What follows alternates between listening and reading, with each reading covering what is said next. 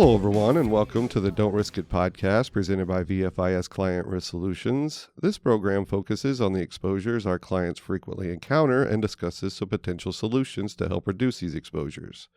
I'm your host, Chris Rodgers with VFIS Client Risk Solutions, and today we're discussing the updates to the VFIS University platform. Joining me on the program today is Rick Gurba. Rick is the Director of VFIS Training Programs, and he's here to talk about the recent updates and changes to the VFIS University training site.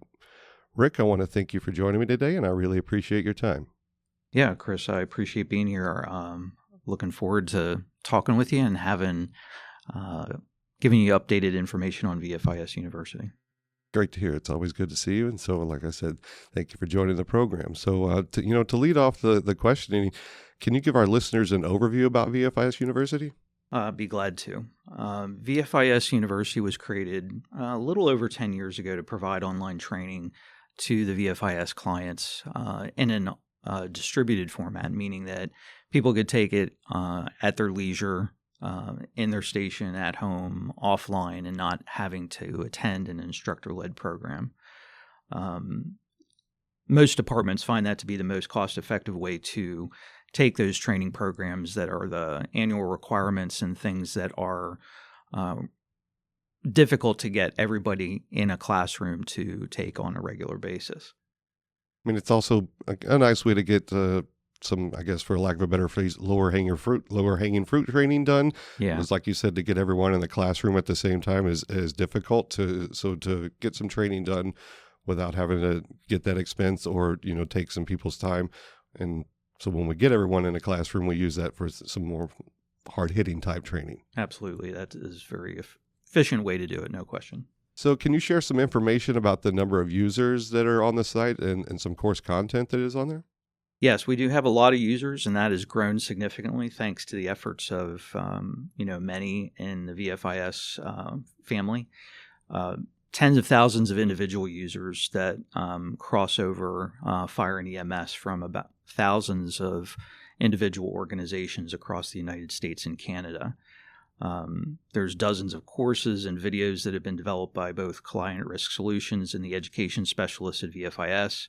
These tend to be more focused on risk-related content as opposed to like fireground operations stuff and that kind of thing. But examples of some of the programs include driver continuing education, HIPAA awareness, respectful workplace, and anti-bias training, those classes that may be hard to come by in the traditional classroom setting. I know it's difficult to speak for the entire country as far as continuing education, but can this site be used for continuing education units? Are there states that recognize this platform as a Con Ed site?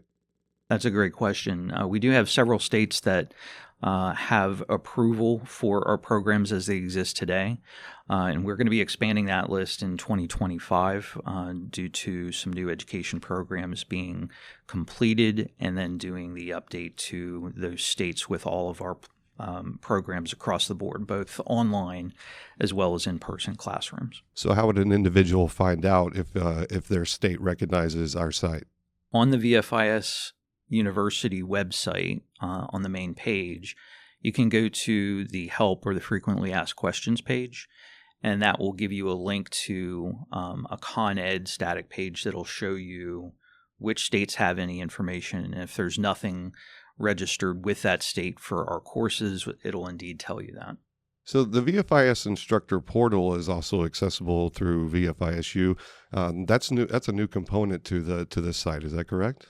Yes, that is, and it's a massive undertaking because our programs have largely been delivered in a traditional sense. Going through and teaching a class in an instructor-led environment.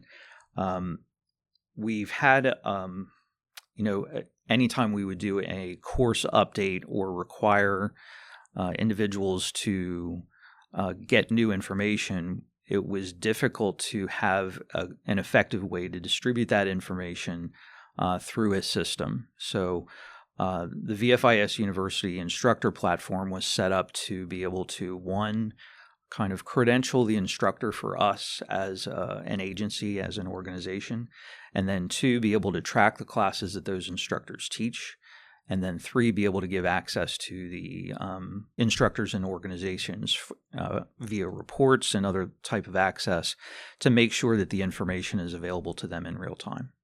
Are there going to be any other benefits that the instructors will have as far as updates coming out on the new rollout?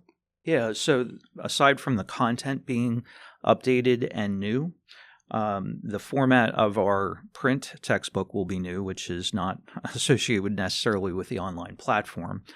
But the reason that we moved in this direction is it gives the ability from the instructional standpoint to, let's say that the instructor has a failure immediately of their PowerPoint, gets corrupted in the middle of the class and classes typically are taught in hours when the staff of VFIS is not necessarily available. And as a result, they can have self-service via the platform to get the latest PowerPoint videos and other information that's necessary.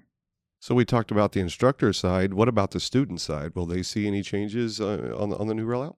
Yeah, the students are going to have a number of things that will be accessible for them. One is that any of the VFIS driver training programs and as new programs are added to the platform, their in-person class completions will also be mixed in with their online course completions. So for a transcript, for lack of a better word, the transcript of what that individual takes on the platform would be available to them. When a user has a need for a certificate, which is one of the major customer service issues we deal with on a regular basis, they'll be able to self-serve themselves. So if they need to produce a certificate, they should be able to download that and be able to send it to whomever they need to. Much more streamlined approach to get a record of the training that they've went through and got through us. Yes, I agreed. Well, Rick, I want to thank you for joining us today and giving us an update on the site. You've done a lot of hard work, and it's obviously showing, and and I think it's going to help our clients out a lot to get some training out to their crews. Appreciate that, Chris. Have a good day. And I want to thank you for listening to the program and for your interest in VFIS safety resources. I want to thank our guest, Rick Gurba, once again for his time and information. Please consider subscribing to our program to stay up to date on new content releases. Also, if you like what you've heard, please consider leaving a review below. For more information about the many resources available from VFIS, please visit VFIS.com. And to submit ideas for future discussions, please reach out by email at VFISriskcontrol@VFIS.com. Thanks, everyone, and have a great day.